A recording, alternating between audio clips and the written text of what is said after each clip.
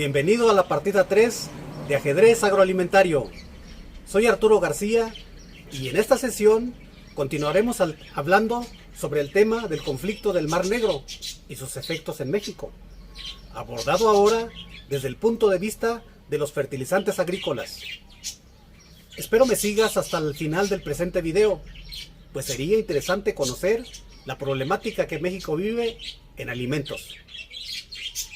Estimados amigos, desafortunadamente, a 48 días del inicio del conflicto en el Mar Negro, pareciera que se endurecen las hostilidades y con ellas se volverían más ásperas las relaciones globales entre los diferentes bloques de países. Y pareciera también que los países estarían protegiendo y blindando sus economías, cerrando con ello la brecha de libre comercio, modelo económico que ha dominado el planeta por poco más de 40 años. Como parte de los efectos colaterales del conflicto armado, el planeta libraría una guerra en el comercio de los alimentos y en los insumos que se usan para producirlos, debido al desajuste en las cadenas de suministro, que a su vez genera una alta volatilidad en los precios en la compraventa de los productos en los mercados. Los fertilizantes agrícolas no escapan a este desorden, y como revisaremos a lo largo de esta partida, el incremento en los precios ha elevado sustancialmente el costo de las tecnologías usadas para producir alimentos. Pero vayamos al mismísimo origen del problema. El uso de los fertilizantes agrícolas en México se generalizó a inicios de los años 40 del siglo pasado, poco después del reparto agrario que hizo el presidente Lázaro Cárdenas, como parte de los reclamos de la gente del campo ya finalizada la Revolución Mexicana. En este periodo, México vivió el dilema, por una parte, de usar fertilizantes orgánicos, cuya lógica consideraba al suelo como un organismo vivo, que tiene microbiología con carácter cíclico y metabólico, o bien el de usar fertilizantes químicos que son de efecto rápido y que le proporcionarían al suelo los nutrientes requeridos sin la necesidad de cuidar el reciclado de materia orgánica. De esta manera, el presidente Manuel Ávila Camacho, sucesor del general Lázaro Cárdenas, contrató los servicios de la Fundación Rockefeller, quien envió un equipo de 5 científicos norteamericanos especializados en las ciencias del campo a México, a fin de evaluar y diagnosticar de manera general la situación del campo mexicano y revisar en particular la calidad de los suelos nacionales para conocer, entre otros aspectos, las deficiencias en nutrientes necesarios para elevar la productividad de los cultivos agrícolas, principalmente de maíz, y perfilar el rumbo hacia la autosuficiencia alimentaria. Entre los profesionales llegados a México a finales del año de 1943 se encontraba el señor Norman Borlaug, quien en el año de 1970 le sería otorgado el Premio Nobel de la Paz por sus aportes en México en el incremento en la producción de alimentos. De esta manera, se trazó como objetivo principal la modernización de la agricultura mexicana mediante la transferencia, adaptación y difusión de tecnologías y conocimientos agrícolas estadounidenses, recomendándose finalmente el uso de fertilizantes químicos e iniciando también la llamada Revolución Verde. Pues bien amigos, con el acelerado crecimiento de la población, que tan solo en los últimos 50 años creció 110%, se ha multiplicado también en las mismas proporciones las necesidades de alimentos y con ellas el requerimiento de energéticos que son necesarios para producir insumos agrícolas como fertilizantes y pesticidas.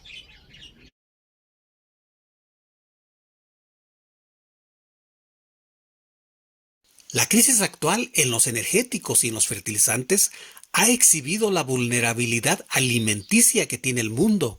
Tan solo China Aun cuando las cifras reportadas por la FAO y por la OMC respecto a la producción interna de fertilizantes de China no es clara, la literatura especializada indica que China estaría consumiendo poco más del 30% de los fertilizantes del mundo, lo que arrojaría una producción estimada por ajedrez agroalimentario de más o menos 150 millones de toneladas. Y es comprensible, luego de que China es el campeón mundial en la producción de alimentos, es decir, es el número 1 en la producción mundial de cereales, de cítricos, de frutas, de hortalizas y de raíces y tubérculos, por lo que China produce al menos una tercera parte de los alimentos del planeta. Recordemos que es también por mucho el principal importador mundial de petróleo, insumo principal para producir fertilizantes. De esta manera, la crisis actual de energéticos y fertilizantes exhibe a China, donde recientemente la población ha tenido que hacer ajustes emergentes incluso para dosificar el consumo de alimentos. Otra economía vulnerable es Brasil, que con su poderoso sector agroalimentario es el mayor importador de fertilizantes del mundo, y junto con Argentina han elevado la voz ante la OMC para pedir que los fertilizantes se liberen de los efectos de las sanciones contra Rusia, debido a los bajos inventarios de fertilizantes que actualmente tienen para realizar sus siembras. De igual manera, exhiben vulnerabilidad la India, Estados Unidos, Indonesia, Europa, pero sobre todo México, del cual continuaremos hablando en esta partida. Por su parte, Rusia, como mayor exportador de fertilizantes del planeta, junto con Bielorrusia o Belarus, están sufriendo las sanciones impuestas por Occidente y han sorteado problemas inherentes para vender su petróleo y sus fertilizantes a sus compradores, quienes lo hacen con precaución por temor a las represalias. De 1961 a 1988, en plena explosión demográfica, los fertilizantes nitrogenados, fosfatados y potásicos incrementaron su producción en 388, 207 y 193% respectivamente, y en 273% la suma de los tres. Los incrementos de 1990 a 2019 fueron en menores proporciones. México produce, importa y exporta fertilizantes. En los últimos 10 años, la producción nacional en barra negra pasó de 1.8 millones de toneladas en el año de 2012 a 2 millones de toneladas en el año de 2021, con un incremento de 11.3%, es decir, un raquítico 1.1% promedio anual. En importaciones en barra roja, para el mismo periodo pasaron de 3.2 millones de toneladas a 4.4 millones de toneladas, es decir, un 35% de incremento. Y eso que en el año de 2018 se importaron poco más de 5 millones de toneladas. Por su parte, las exportaciones mexicanas en barra azul disminuyeron en 38%. El consumo aparente nacional de fertilizantes en la presente tabla se obtiene de sumar la producción nacional con las importaciones, restándole las exportaciones. De esta manera, con la información preliminar publicada por la Secretaría de Economía de México, para el año de 2021 México estaría produciendo solo el 35% de su consumo anual aparente de fertilizantes, es decir, sumando 2 millones de toneladas a 4.5 millones de toneladas menos 608,000 toneladas, para dar un consumo aparente de 5.9 millones de toneladas. El mejor año fue 2013, cuando la producción cubrió casi el 53% del consumo aparente nacional. El principal proveedor de fertilizantes de México es Rusia, con el 27.6%. De hecho, considerando el promedio de las importaciones realizadas en 5 años en barra negra, del año de 2016 al año de 2020, respecto al año de 2021 en barra azul, las importaciones bajaron. El segundo vendedor es China y el tercero es Estados Unidos, al que se le dejó de comprar cerca de 200,000 toneladas en barra roja.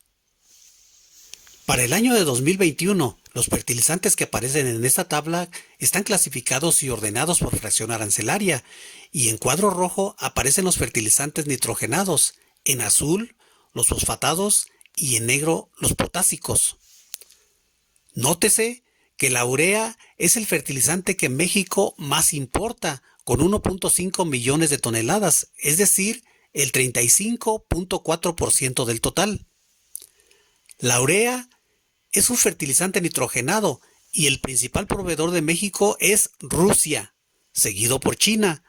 Como referencia, Ucrania nos vende solo el 1.8%, pero en el año de 2003, Ucrania nos vendía el 18.4% y China ni pintaba. El resto de los proveedores de México son Indonesia, Argelia y demás. Damas y caballeros, México le compra fertilizantes a 4 continentes. En verde son los países de Asia, en azul los países de América, en rojo los países de Europa y en negro los países de África.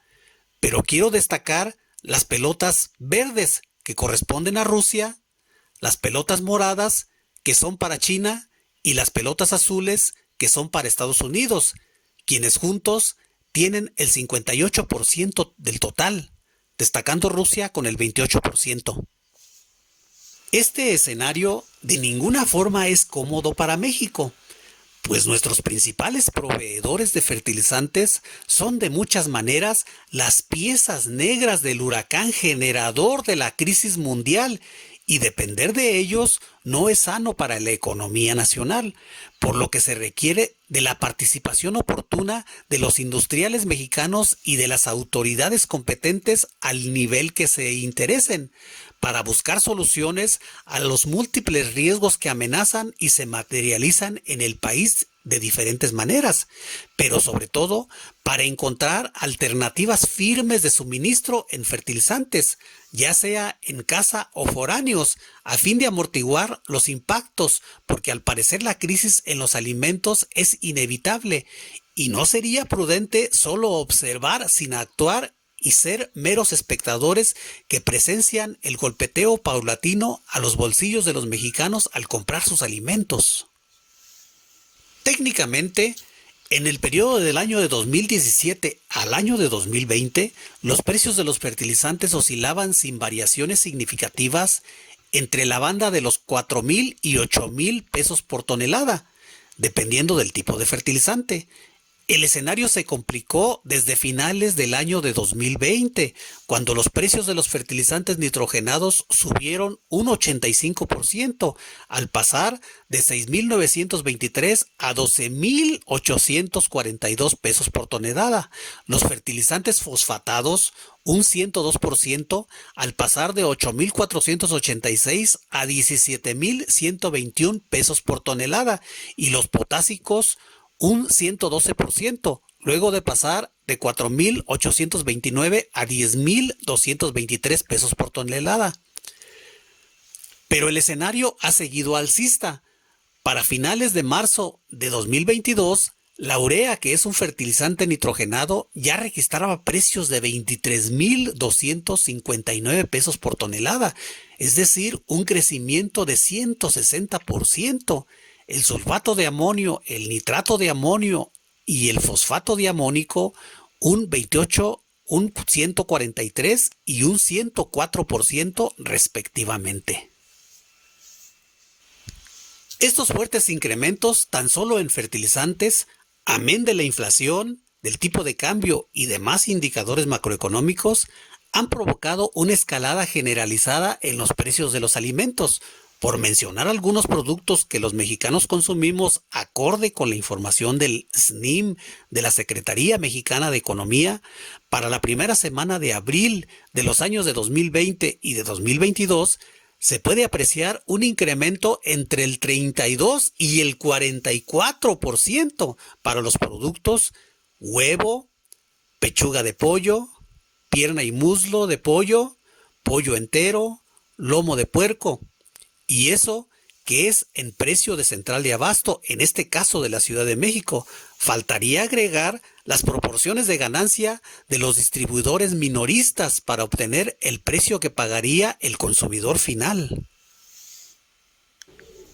Finalmente, Ajedrez Agroalimentario reconoce los esfuerzos de profesionales que ofrecen y ofrecieron sus carreras profesionales al desarrollo de la agricultura orgánica sustentable, entre ellos el doctor Axel Thiesen Favier, el doctor Gerardo Noriega, el doctor Rodrigo Abeldaño Salazar, el doctor Juan José Valdespino, el doctor Edgar Quero Gutiérrez, entre muchos otros profesionales más.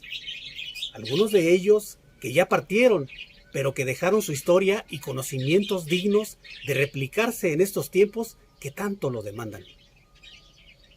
Damas y caballeros, la partida sigue y las piezas hoy más que nunca necesitan moverse para esquivar, evitar o en su caso afrontar con elementos sólidos los embates propios de una crisis. Los invito a continuar conmigo en esta serie de ajedrez agroalimentario que calienta motores y trata de agarrar vuelo en este majestuoso mundo de la información. En la próxima sesión hablaremos de petróleo versus alimentos. ¡Jaque mate! ¡Nos vemos en la próxima partida!